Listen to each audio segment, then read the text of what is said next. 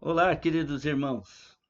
Que privilégio poder participar, nem que seja à distância, aqui pela internet, dessa celebração de 90 anos do nosso querido irmão Albino, né? Carinhosamente chamado como Tibino. 90 anos de graça, né? Perseverança, fidelidade ao Senhor.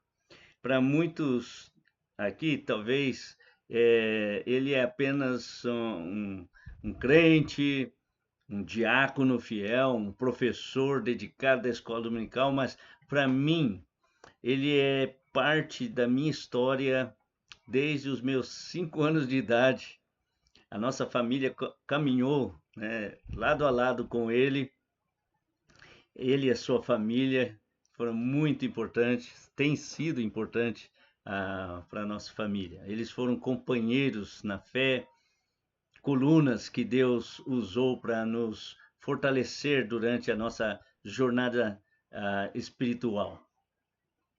Quando nós fomos vizinhos, eu lembro claramente, né, da imagem que marcou minha infância. Eu saía cedo para a escola e lá estava ele sentado, às vezes no poço, ah, na porta da casa dele, com a Bíblia aberta no colo, estudando, lendo, preparando lições ou fazendo devocional. Aquela cena dizia mais do que muitos sermões, né? Mostrava que a força de um homem não está naquilo que ele possui, mas em quem ele teme. Mais tarde eu tive o privilégio de trabalhar um pouquinho ao lado dele como ajudante de pedreiro, mas foi muito pouquinho mesmo, né? Trabalhava voluntário. Ele construiu o primeiro templo da nossa igreja em Caçapava, São Paulo, mas lá eu era muito pequeno, né, para oferecer alguma ajuda. Mas depois ajudei um pouquinho na construção do segundo templo. E como era divertido ajudar ele, os seus cunhados, o Tutim, Neemias, o Pedro, o Zé, e as conversas que nós tínhamos, as risadas, né, as piadas, mas sempre tinha alguma conversa séria também. Eles trabalharam para construir a nossa casa, onde eu ajudava um pouquinho também. Depois a igreja lá do outro lado da cidade, na Vila Menino Jesus. Que saudade dos velhos tempos. Ali eu aprendi que servir é aprender. E aprender também com paciência, né? É fruto do espírito. E ele me ensinou coisas simples, mas profundas, porque a vida de um servo fiel prega mesmo quando as palavras são poucas. A fidelidade dele não ficou restrita também ao seu lar, ao seu trabalho. Ele ensinou meus pais na escola bíblica dominical. E eu ainda lembro dele ensinando os homens, né, dando devocional, pregação na igreja. Ele serviu como diácono muitos anos ali, com aquela mesma firmeza, o mesmo senso de dever, a mesma dedicação. A vida inteira dele foi uma demonstração silenciosa, né, do que o salmista escreve lá no Salmos 92. O justo florescerá como a palmeira, ainda na velhice dará frutos, será viçoso e florescente. Hoje, quando a gente olha ali para ele, né, nós vemos isso. Frutos abundantes, sombra de testemunho, perfume de Cristo. Só que há algo que mexe comigo quando eu lembro que eu conheci alguns dos parentes do irmão Albino, alguns sobrinhos, eram meus colegas, e cresceram próximos, que ouviram a influência dele, receberam, né, da presença dele, mas que infelizmente eles não têm seguido a fé que ele tanto demonstrou. A vida passa rápido. Quando olhamos para frente, parece que o tempo anda devagar. Eu fico pensando, quando chegar na metade da minha vida, lá para os 90 anos também. Mas quando olhamos para trás, nós percebemos que voa. Cheguei aos meus 60 anos agora, né? Como passa rápido. O irmão Albino, com sabedoria de quem já percorreu o caminho, certamente concordaria comigo. E isso nos leva então a uma pergunta necessária: o que dizer a esses jovens, né? Jovens solteiros ou jovens casais? A Bíblia foi muito clara sobre como um jovem deve viver se quiser deixar para os seus filhos e netos o mesmo legado que hoje nós celebramos do irmão Albino. Lembre do seu Criador enquanto há tempo. A Bíblia diz lá em Eclesiastes 12:1: lembra do teu Criador nos dias da tua mocidade. A juventude não é palco para desperdiçar vida, mas para afirmar raízes. O coração que conhece o Senhor cedo permanece forte quando os ventos da vida sopram. Guarde o coração, porque dele procede as fontes da vida. Sobre tudo que se deve guardar, guarda o teu coração. O coração do jovem é terreno fértil. O que cresce ali determinará o destino da vida adulta. Você pode não acreditar, mas o seu Albino já foi um jovem. E era um jovem casal quando foi para minha cidade lá em Caçapava, com a filhinha deles pequena ainda. E olha só, os anos vão passando e ele permaneceu firme. Os amigos, os relacionamentos, as decisões, as prioridades, elas vão entrando na nossa vida, né? A casa do irmão Albino sempre esteve cheia de jovens, e vários deles hoje estão servindo a Deus, alguns como pastores, esposas de pastor. Solteiros, busquem primeiro o reino.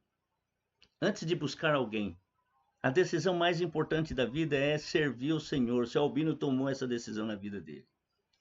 A segunda decisão mais importante da vida é com quem vou servir o Senhor. Deve buscar alguém que também tenha essa prioridade. Busque primeiro o reino de Deus e a sua justiça. O resto o Senhor vai prover. Um casamento começa muito antes do altar. Começa quando um jovem decide ser íntegro, puro, obediente a Deus. O jovem que constrói caráter antes de buscar companhia, constrói futuro antes de construir um lar. Os jovens casais que estão presentes aí, edifiquem suas casas sobre a rocha. Jesus contou a parábola, né? E caiu a chuva e a casa não caiu porque estava edificada sobre a rocha. Casamento sem Cristo afunda. Casamento com Cristo floresce. Não esperem os filhos crescerem para buscar a Deus. Comece hoje. Veja o exemplo dessa casa, Tibino e Tiroísa. Quantos anos juntos? A fé que os pais praticam será a fé que seus filhos herdarão. Então, pais jovens, né, ensinem a palavra em casa todos os dias. Deuteronômio capítulo 6, Deus falou para Moisés, né, e as ensinará a teus filhos, e falarás delas assentado em tua casa e andando pelo caminho. A fé bíblica é transmitida como herança, não de domingo em domingo, mas dia a dia. O exemplo do irmão Albino, tendo a Bíblia com ele, né, lendo sua Bíblia cedo, deixou marcas em mim.